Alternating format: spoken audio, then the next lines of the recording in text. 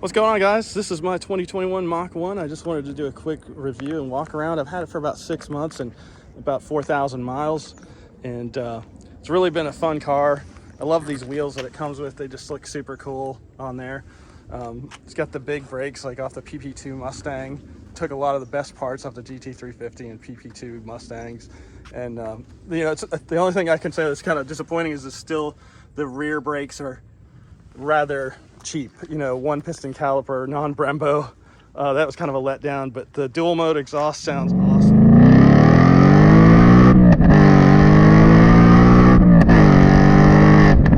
Really been super fun. And I will tell you, the inside of it, was the biggest shocking thing to me and my wife, is the interior quality. I mean, Mustangs have come a long way, and like the interior quality is really nice. These Ricardo seats are super nice. The shifter's good. The fit feels good. I mean, it's a very high quality car. It's not like, I have an SN95 and the Fox bodies. They've come a long way. These things are all like super fancy now, right? These Recaros are awesome. They are so nice, man. The bolstering is really good. It feels good. And it has the cutouts like this, but versus like on an SS1LE, you don't get those cutouts. So you have to change seats if you want to put a roll cage in it or a bar back there to put belts in. Huge advantage there. The only thing I don't like about it is that for some reason they put this thing in here, and this jacks up the seat, but it actually raises the seat on this side compared to the other side. So, I'm 6 foot tall. I can fit in here fine, but I have a feeling if I put a helmet on, I'm going to run out of real estate up there. It's going to be really close. So that's the only disappointing factor is this. I wish it was a lower seat base and it didn't have this. But if you're below 6 feet, it's probably not a problem for you. Other thing is, I like that manual brake. That is nice having the manual brake. The Camaros, they have the electronic brake, and it's just, I don't know. I guess I'm old school. I like that manual brake. Guys, let's start it up. Super neutral. Yeah, the Tremac 3160, it feels really good. It's got good positive reinforcement. It's not as solid as that MGW, but it doesn't feel like rowing a bunch of mashed potatoes with an MT82. Now, if you put the shifter in an MT82, I'd say it's as good as this or better, but that's just my opinion. Even compared to the Camaro, I think this shifter and this transmission is more direct, and I feel more confident shifting from second to third than I do on the Camaro. And I think a lot of it is because the centering spring, like, when you normally shift, you don't think about things like this, but on a racetrack, when you go to second, it pops over into third because that centering spring is really strong. The Camaro, it doesn't have that strong of a centering spring, so it makes you question if you're going to hit third versus just pushing and you're going right to third.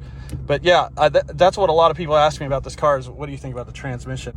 Change the cluster by the mode here. So if we select mode right here, you can see it goes from normal to my mode, and then you can actually do your whatever mode you want. You can go to sport or sport plus, or let's see, one more, then you go to track.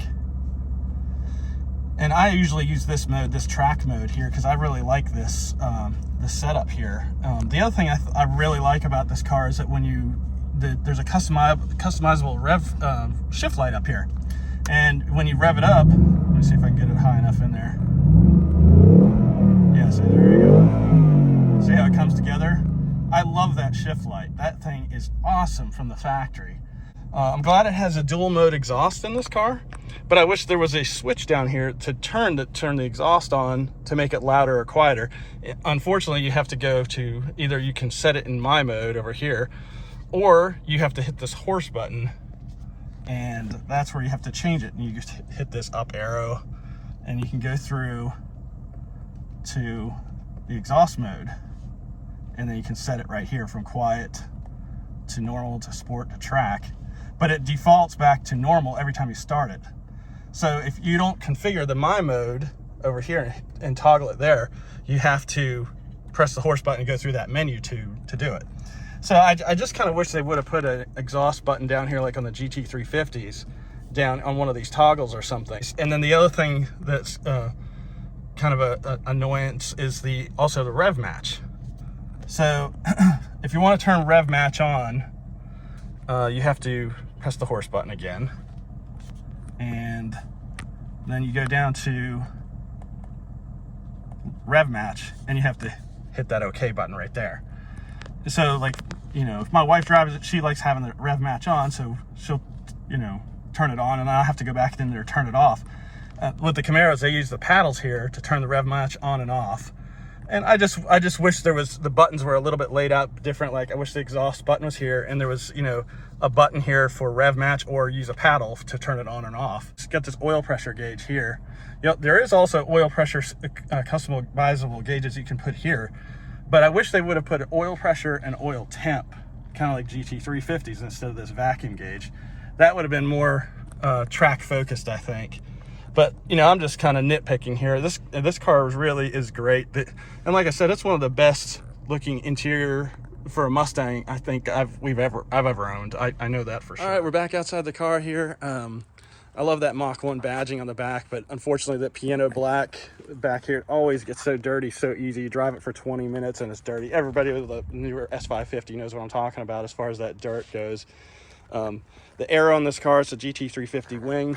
It comes with a gurney flap on there.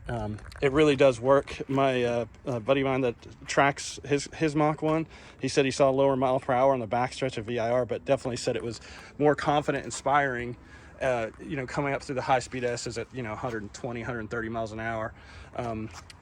The dual mode exhaust, it looks sweet, and you know, it's got these little triangles back here where it actually pulls air from the diffuser.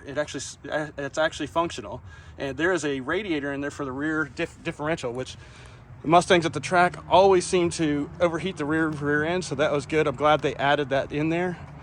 This car had Cup 2 tires on it when I got it, and I switched it over to MP4S's. For street driving, it was so much better. For, you know, it just felt really darty with the Cup 2s on there for street driving. The MP4S's, I think, are way better, especially if you're in rain. The other thing I wanted to mention is this hood is really heavy. I mean, crazy heavy. You wouldn't think it should be that heavy. But yeah, too bad. I wish it came with the shocks. Most Mustang guys all switch to the shocks, you know, that go to this on the side, so they don't have to deal with the prop rod. But one thing I do like is it has a cold air intake from the factory. I think that's super cool, because, you know, everybody wants to switch it out anyways to improve the horsepower. And, you know, I just think that's really cool. It also has the GT350 intake and the throttle body. Gives it that more top end power, because the Redline's 74 engine here. This thing is the horsepower is 480 horsepower. In 22 they got detuned, mainly because they put some sort of restrictor inside of here, right in this section here. You can actually remove from the 22 and change it, I think. Those people have already been doing that. But, you know, I just wanted to talk about the engine and the power plant here. The power plant is very wide. It's got a wide torque range. You know, it really pulls from a low RPM, like, you know, 3,000 RPM, it starts pulling out. Versus like a GT350, you have to get it wound up. So where this car really shines is it has the advantage when the track gets really tight, it still has power that it can apply. You can use down at lower RPM. Versus a GT350, it has to have bigger, longer straights. So, you know, I think if you go to a tighter track, you're definitely going to have the advantage with this car. Versus if you go to a big, long straightaway track, the GT350 is going to have an easier way of running away from it. But this, compared to the SS1LE, as far as power goes, I think this might be actually faster than the SS1LE. You know, just from the seat of the pants feeling, that's my opinion. The SS1LE has a lot more grunt down low, but this thing feels like it has more horsepower up top where it wants to pull away. But either one, you can't go wrong with. They're awesome. I hope you enjoyed my review of this car, and you guys have a great day. Catch you on the next one.